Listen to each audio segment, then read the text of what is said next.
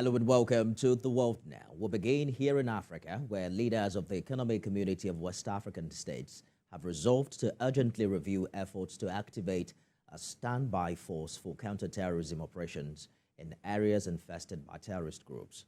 In a communique read by President of ECOWAS Commission Omar Toure at the end of the 64th Ordinary Session of the Authority of Heads of State and Government in Abuja, the leaders reiterated their commitment to the eradication of terrorism and other threats to peace, security, and stability in the region. Moyo Thomas has more. After about 3 hours closed-door meeting, the ECOWAS Authority of Heads of State and Government have finally reached a decision on matters perceived important to consolidating democracy and good governance in the region. The meeting highlights how the disturbing trend of coup and coup attempt in the region has posed a great threat to its sustainability. The authority rejects all forms of alliances that seek to divide the region and promote foreign interests in the region. The president of the ECOWAS Commission, who read the communique that contained some of the decisions of the authority, says it is extending the mandate of its mission in Gambia and Guinea-Bissau to ensure stability. It also took a decision on Liberia's election and Sierra Leone's crisis. The authority further decides to extend the mandate of the ECOWAS Stabilization Support Mission in Guinea-Bissau. On Sierra Leone, the authority strongly condemns the attempted coup d'etat of 26 November 2023. It further directs the Commission to facilitate the deployment of an ECOWAS security mission to Sierra Leone to help stabilize this country. On the fight against terrorism and security issues, the authority instructs the Commission to urgently review efforts to activate the ECOWAS standby force to counter terrorism. Instructs the Commission to expedite the convening of the meeting of Ministers of Finance and Defense to agree on the modalities for the mobilization of internal financial, human, and material resources on a mandatory basis to support the deployment of the regional counterterrorism force. The authority wants an immediate and unconditional release of President Bazoum of Niger and has to this effect set up a committee of heads of state of Togo, Benin, and Sierra Leone to engage with CNSP and other stakeholders with a view to agreeing on a short transition roadmap, establishing transition organs, as well as facilitating the setting up of a transition monitoring and evaluation mechanism towards the speedy restoration of constitutional order. Outcome of the engagement with the committee, according to the authority, will determine if the sanctions on Niger will be eased. If not, the authority insists on upholding all sanctions, including the use of force. As the session closes, the decision of the Authority of Heads of State and Government is for the Committee on Peace and Transition Talk to start work immediately in meeting with the military administrators, but a time frame was not given for when this is to be concluded. Moyo Thomas, TVC News, Abuja. Member of ECOWAS Parliament, Federico Para Ansa, joins me in The World Now to discuss leaders' resolve to activate a counterterrorism force in the region. Thank you for joining us this hour. Thank you. Indeed, the last time we heard about ECOWAS activating a standby force was in the early days of the coup d'etat in Niger. But now they're talking about a regional counterterrorism operation. How does that work, particularly considering the pre-existing sub-regional efforts like the Accra Initiative and the Multinational Joint Task Force? Well, thank you. As you may recall, I have been an advocate of this particular move and have even in the past called for the implementation of early warning systems across the sub-region.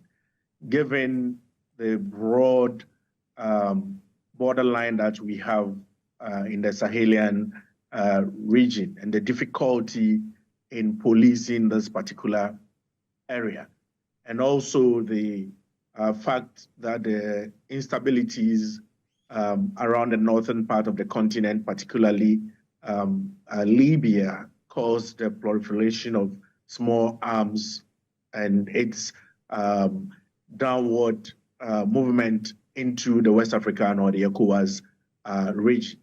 And it also created this haven where international terrorist groups could find areas where they could grow, fester, and train militants. And obviously, we then become the easy and low-hanging fruits for the activities of these groups. So it is important that at this point, ECOWAS presents a united front in this regard. As we all well know, currently the economic conditions around the globe are not the best. And in such an instance, it makes it easier for groups such as this to get local support to undertake their activities. And that is why it's important that ECOWAS at this point will be considering the activation of its counterterrorism groups. So we expect a meeting to be convened among ministers of defense and finance in the sub-region. But, this will require a lot of financial, human, and, mobilization of material resources. How soon do you foresee this, come into fruition?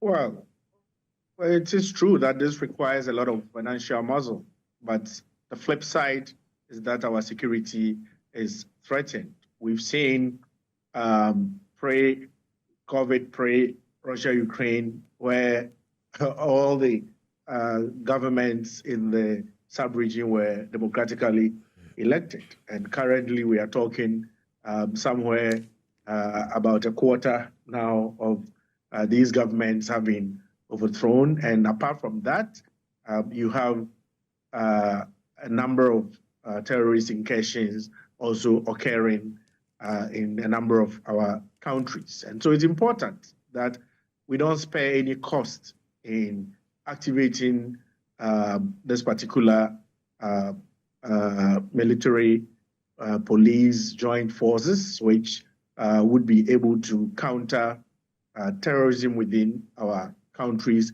It's a cross-border thing. And so we have to come together to be able to fight this head-on.